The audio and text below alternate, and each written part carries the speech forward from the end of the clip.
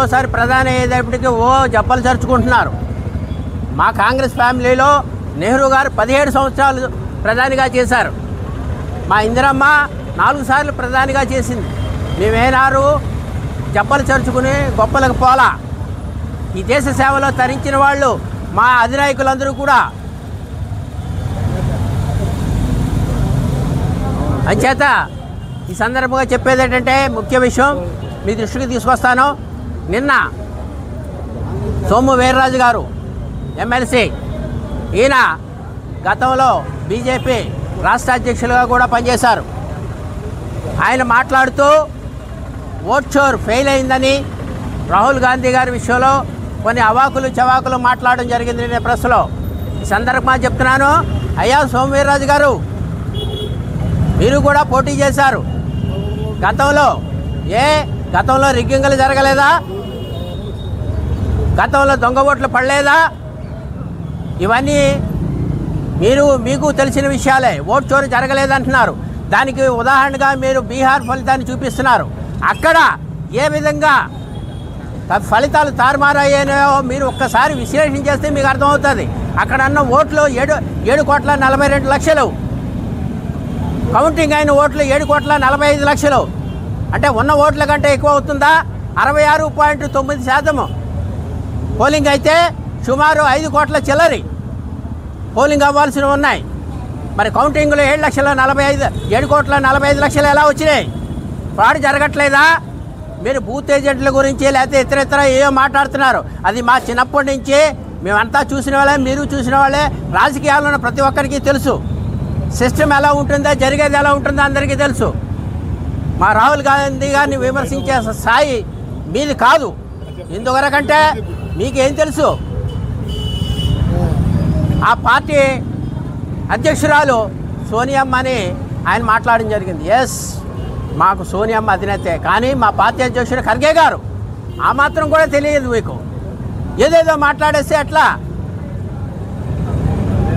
Vote చోరీ జరిగిందనేది ప్రజలు నమ్ముతున్నారు. వాళ్ళ బీహార్ ఫలితాలు కూడా మీరు తారుమారు చేసి ఈవీఎంలు ఉన్నంత వరకు ఇటువంటి ఇబ్బందికరమైన పరిస్థితులు వస్తాయనే మేము ఈవీఎంలను మార్చమని, బ్యాలెట్ సిస్టమ్ పెట్టమని మేము ఫైట్ చేయడం జరుగుతోంది. భారతదేశ తొలి మహిళా ప్రధానమంత్రి, ఉక్కు మహిళగా ప్రపంచవ్యాప్తంగా పేరు తెచ్చుకున్నటువంటి శ్రీమతి ఇందిరాగాంధీ గారి యొక్క జయంతి కార్యక్రమం సందర్భంగా ఈ జాంపేట ఇందిరాగాంధీ గారి యొక్క విగ్రహం దగ్గర కాంగ్రెస్ పార్టీ తూర్పుగోదావరిలో ఉన్న నాయకులందరూ ఐక్యంగా ఈ కార్యక్రమంలో పాల్గొన్నందుకు అందరికీ కూడా హృదయపూర్వకమైనటువంటి ధన్యవాదాలు తెలియజేస్తున్నాం. ఈవేళ మరి ఈ కార్యక్రమాన్ని మన కాటవ రవి గారు, అలాగే మన రమేష్ గారు, వీళ్ళంతా ఆధ్వర్యంలో ఇక్కడ ఈ కార్యక్రమాన్ని ఏర్పాటు చేయడం జరిగింది. ఈ కార్యక్రమానికి అందరినీ కూడా పిలిచి అందరికీ సముచిత స్థానం ఇచ్చి ఇక్కడ కార్యక్రమం చేసాం. చాలా ఆనందదాయకంగా ఉంది. ముఖ్యంగా ఇందిరాగాంధీ భారతదేశానికి ఎన్నో రకాలుగా సేవలు చేయడం జరిగింది. ఆవిడ చేసినవి మనం కనుక తలుచుకుంటే టైం సరిపోదు.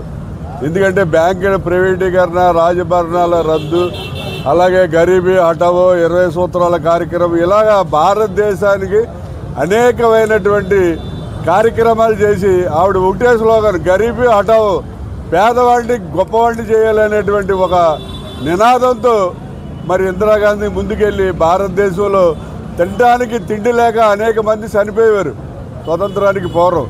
కానీ ఆవిడ వచ్చిన తర్వాత తిండి అనేది కరువు లేకుండా అందరికీ కూడా మరి కపడా, మకాన్, అలాగే ఫుడ్ ఇవన్నీ కూడా ఏర్పాటు చేసి పేదలను రిచ్ చేయడానికి ఆవిడ సాయశక్తిలో కృషి చేశారు. ఈవేళ మన ఆంధ్ర రాష్ట్ర ప్రజలకు నేను ఒకటే చెప్తున్నా, మీరు మళ్ళీ ఇందిరమ్మ రాజ్యం కావాలి. మన రాష్ట్రం కూడా ఇందిరమ్మలాగా మన రాష్ట్రం కూడా మంచి పేదవారికి, మధ్యతరగతి వారికి అందరికీ కూడా మంచి ఉపయోగపడాలంటే వైఎస్ షర్మిల గారిని ముఖ్యమంత్రి చేయవలసిన అవసరం ఎంతైనా ఉంది. ఎందుకంటే వైఎస్ షర్మిల గారు రాజన్న బిడ్డ. ఇందిరాగాంధీకి ఏవైతే పవర్ఫుల్ లక్షణాలు ఉన్నాయి, అన్నీ కూడా వైఎస్ షర్మిల గారికి ఉన్నాయి. ఈవేళ మన రాష్ట్రానికి మన వైఎస్ షర్మిల గారిని మనం ముఖ్యమంత్రి చేసుకుంటే ఈ రాష్ట్రంలో ఉన్న అరాచక పాలనలు కానీ ఈ సెటిల్మెంట్లు కానీ అన్నీ కూడా పోయే పరిస్థితి ఉంది. కాబట్టి అందరినీ నేను కోరేది ఒకటే, మళ్ళీ ఇందిరమ్మ రాజ్యం కావాలంటే రాష్ట్రానికి షర్మిలమ్మని ముఖ్యమంత్రిగా చేయాలని